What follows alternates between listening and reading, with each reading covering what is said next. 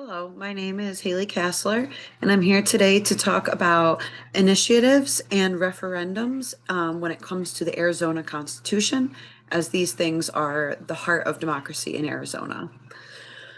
An initiative is the method where voters may propose new laws or amend an existing law. In order to do this, they must gather signatures from registered voters in order for their initiative to place the issue on the ballot. A referendum is the method where voters can veto a law. They also need to gather signatures from registered voters in order for the issue to be placed on the ballot. The creation of both the initiatives and referendums and how they begin are pretty similar. In both cases, the individuals or organizations wishing to use the initiative or referendum must form a political committee through the Arizona's Secretary of State. This system helps make the referendums and the initiatives more solid, have sponsors essentially. These people must gather signatures through the Secretary of State's office at least 4 months prior to the next general election. This ensures that there's enough time for the initiatives or the referendums to get looked at and to either a vote to be yes to put it on the ballot or no. In both cases, there is a time restraint of how long they can take before they have to put the issue on the next ballot. For referendums, it's within 90 days of when the legislator enacted the House or Senate bill in question. Referendums and initiatives are pretty similar when it comes to the to make them, the composition of them, and to get all the signatures and everything like that. But there are some differences between the two in a general sense.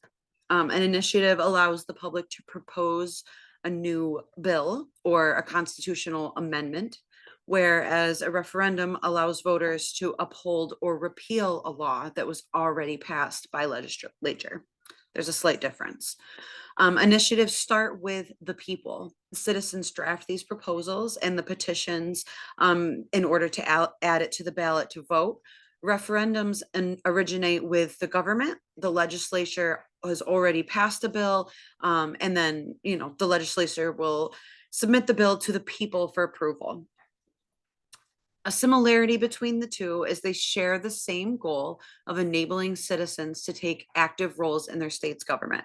This is a huge thing that they have in common because it is something that gives direct democracy to the people. They're able to participate in government in some pretty huge ways. Initiatives and referendums give them a lot of power when it comes to different laws, especially laws that involve the people.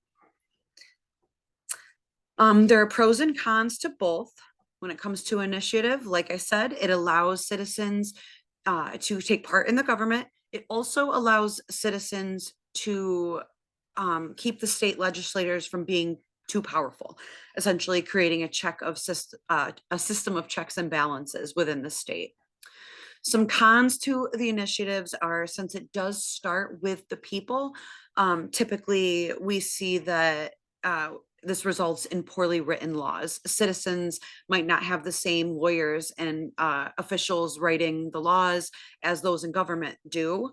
So sometimes the bills that are written are not, they're found to be unconstitutional just because of the way that they're written, unfortunately. Another con is the complexity of the issues voters are expected to be knowledgeable about when they take a look at these issues and they're voting on them. Some of the things in there might not be things that typical people are knowledgeable about unless they've read about them prior.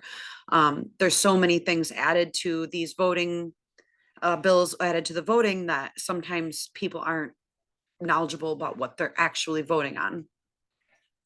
Pros and cons to the referendums. A pro is when a difficult decision is to be made, it allows representatives of the state to get an idea of how the public feels. If they're going back and forth about something, the people will essentially tell you what they want and what they need. And this is one of the positives of referendums. Decisions based on popular vote can be expressed by the people rather than by the representatives, who may distort the views. People may not have the same views as the representatives in a particular issue, and this allows, once again, the people to have more of a say. One of the cons of a referendum is it can create a division between the voters. Unfortunately, when it's left up to the people, there's going to be more than one side, and at the end of the day, somebody's going to be unhappy. This can create a division between the citizens, and this has happened in the past.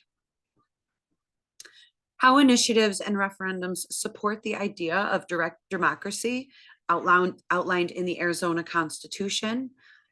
Direct democracy is a form of democracy where laws and policies enforced by the government are determined by the people themselves. Initiatives and referendums both support the idea of direct democracy. As I've said before, they give power and voice to the voters over all these political processes. Initiatives and referendums were part of the Arizona's constitution right from the start in 1912. The government knew that people needed a voice in what was going on, especially when governments and things are just beginning. Both referendums and initiatives share the same goal of enabling people to take active roles in their state's government. This is huge, and this is one of the main purposes of the initiatives and the referendums. It creates a system of checks and balances so that the people can keep the state legislatures in check and make sure that nobody gets too much power.